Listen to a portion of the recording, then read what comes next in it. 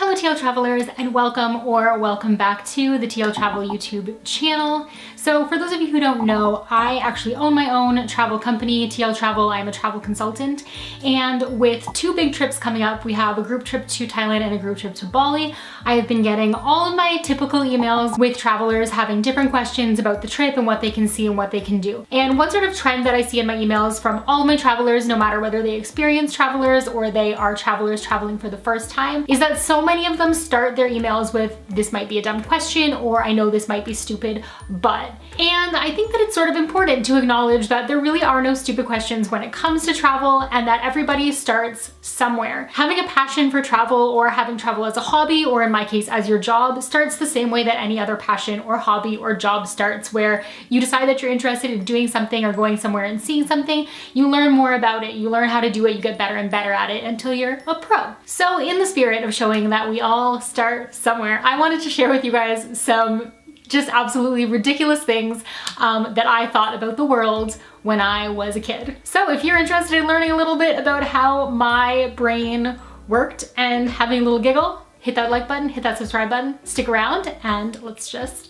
get into it. So the first thing that I remember thinking when I was really young, and I'm going to say that like for most of these, I'm like kindergarten to grade 3 age. So this is on the younger scale of that. And I don't know really where this saying comes from, but when I was outside as a kid playing in the sandbox or digging in the snow, my parents and grandparents would always say, "Be careful or you'll dig yourself to China." And of course, when you're that young, you don't necessarily have a concept of how big the world is. So pretty much until I started like learning about the world and learning about geography in school, I honestly thought that if I dug far enough, I would hit China and that could cause a real problem.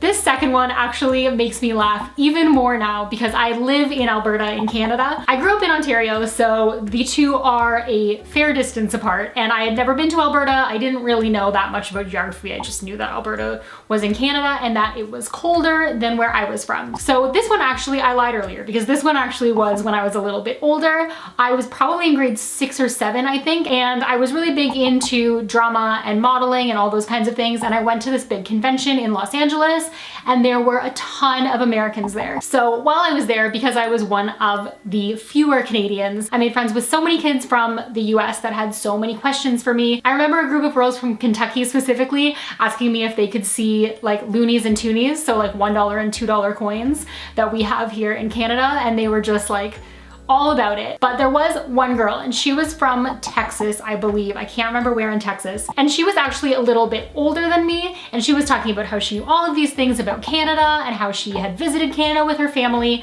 and how Canada was so interesting and all of these things.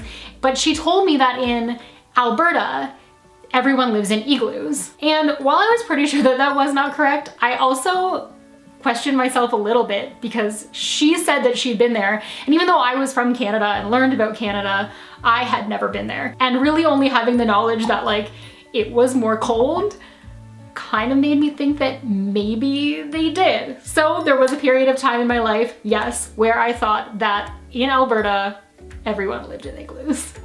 The third ridiculous thing that I thought about the world, and if you are someone who's a member of my family and you are watching this, I am sure that you will get a kick out of this one as well, is so in the town where I grew up, we lived in a house that was just down the street from like this big park, and this park had a big pond in it. So if our house was here, the park sort of ran this way, and then my grandparents, who are originally from England, live about here, let's say.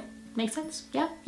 So something that a lot of you may also know is that we will often refer to people who are from, for example, the UK as being across the pond. Well, this is not something that I knew when I was little. And there was a period of time there where my Nana and Papa would always say things like, "Oh, when I grew up across the pond, I grew up across the pond, we lived across the pond, we came from across the pond." I honestly just thought they were referring to like that pond. Oh, clearly I needed a little clarification. So I have two more short little stories that I want to share with you. The next one is regarding Australia, and it's pretty much, there's not really any explanation to go along with it. I have no idea why I thought it, I just did. And that was from the time that I started school until I was, I don't even know, probably in like the 2nd or 3rd grade. I honestly thought that only kangaroos lived in Australia. I don't know if I like had a picture book about kangaroos in Australia, or like if I heard someone say something, but I honestly just thought that it was an island covered in kangaroos. And the last one, this one's really my favorite, and it's one that I tell to people all of the time, pretty much because it's the most embarrassing one, and it is the one that lasted the longest. Like, this was one of those moments where when I found out it wasn't true, I was slightly mortified, because I was just like, how did I think this? But it is also one that I have an explanation for, and I think that it, you know, I can back it up. So we did have a zoo in our town when I was growing up, but our zoo did not have penguins. And this is going to be a very important factor in this story, because the thing that I thought about penguins was that they are the size of bears. Okay, so right now, if you go on Google, obviously you will find pictures of penguins everywhere. And growing up when I was little, I am old enough now that I did not have the internet in my house throughout my childhood. I did have more limited resources, and I had just seen fewer pictures of penguins. So when you see a picture of a penguin, and I will see if I can like show some examples right now, maybe I'll go on Google and like just Google penguins. They're really never shown standing next to anything other than other penguins. They aren't pictured next to trees or bushes or people, really. They aren't pictured next to other animals. So just the way that the perspective of a lot of those pictures were taken, and a lot of pictures that I saw, I just honestly had it in my head that they were like bear-sized animals.